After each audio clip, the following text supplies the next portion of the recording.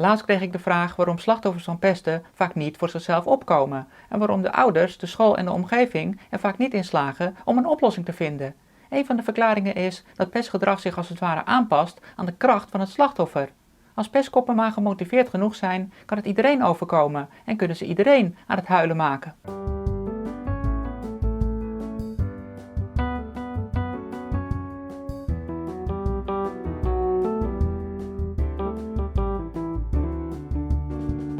Word je zomaar aangevallen op straat, dan zal je daar hoogstwaarschijnlijk heel negatief op reageren. Je krijgt de steun van je omgeving en van het strafrecht. Het wordt echt als misdrijf erkend.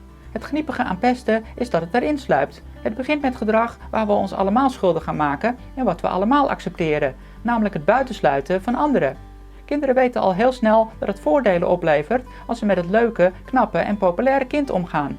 Ze leren ook al heel snel dat andere kinderen concurrenten zijn. Als zij toestaan dat iemand de groep kan betreden, dan kan het risico ontstaan dat ze een vriend verliezen. Dat is heel makkelijk te voorkomen door iemand buiten te sluiten. 15 jaar later proberen ze tussen een potentiële vriend of vriendin te staan in de hoop zelf een relatie te kunnen fixen.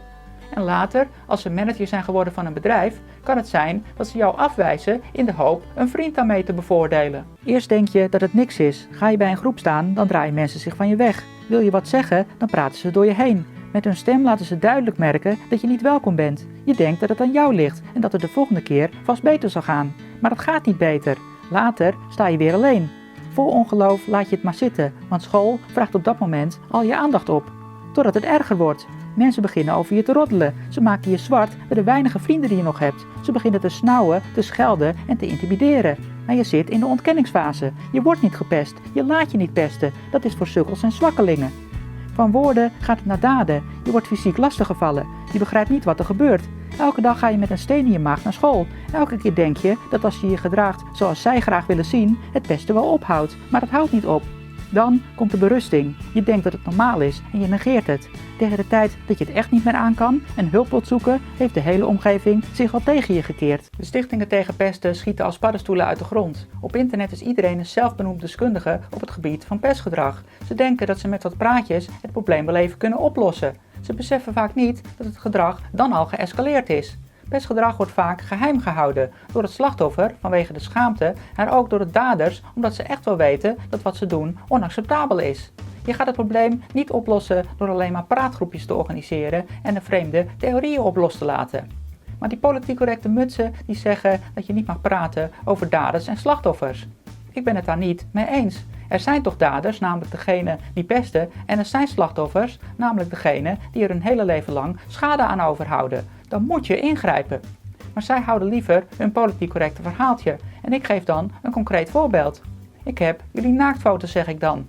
Ze zeggen dan wat? Ik zeg ja, dat heb je goed gehoord. Ik heb jullie naaktfoto's en die ga ik nu op internet zetten.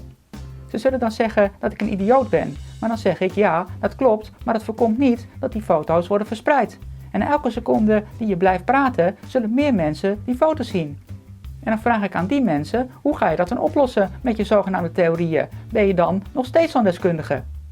Maar dan krijg ik heel vaak geen reactie meer en dan blijkt dat ze het zelf ook niet weten. Pesten verzwak je sociaal, lichamelijk en geestelijk. Laf als die pestkoppen zijn, pakken ze je op dat moment met iets waar ze de meeste schade mee aanrichten. Ben je sterk of agressief, dan komen ze met meerdere mensen. Ben je stil en verlegen, dan blijven ze je lastigvallen. Zoek je sociaal contact, dan word je genegeerd en buitengesloten. Heb je trucjes geleerd om jezelf geestelijk te wapenen, dan doen ze dingen waar je wel op moet reageren. Haal je er iemand bij, dan kan die net zo goed het slachtoffer worden. Uit eigen ervaring weet ik hoe moeilijk het is om een antwoord te hebben op pestgedrag. Pestkoppen verenigen zich en hebben tijd en middelen zat om die zwakke plekken te zoeken. Die heeft iedereen. Nog steeds word ik dagelijks uitgescholden. Ik kan het negeren en naast me neerleggen, maar het blijft binnenkomen. Nog steeds word ik op internet zwart gemaakt en nageroepen op straat. Ik kan mensen aanpakken. Ik kan erover publiceren. Ik kan rechtszaken starten of er zelfs één overhoop rijden met de auto. Maar dan nog zal het altijd doorgaan. Je kan geen kant op en zelfs als het even rustig is, word je gepest door afwijzing, maatschappelijke disqualificatie, sociaal isolement. Met dat machteloze gevoel gaan er dagelijks ook 100.000 kinderen naar school.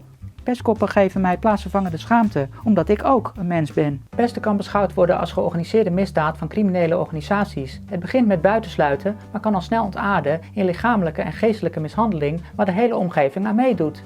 Het probleem met pesten is dat het op korte termijn een beloning oplevert en dat de daders zelden gestraft worden. Op de lange termijn creëren we echter een samenleving waarin iedereen het risico loopt om gepest te worden. Daarom vind ik het belangrijk om over dit onderwerp te blijven praten. Laat me weten hoe jij erover denkt.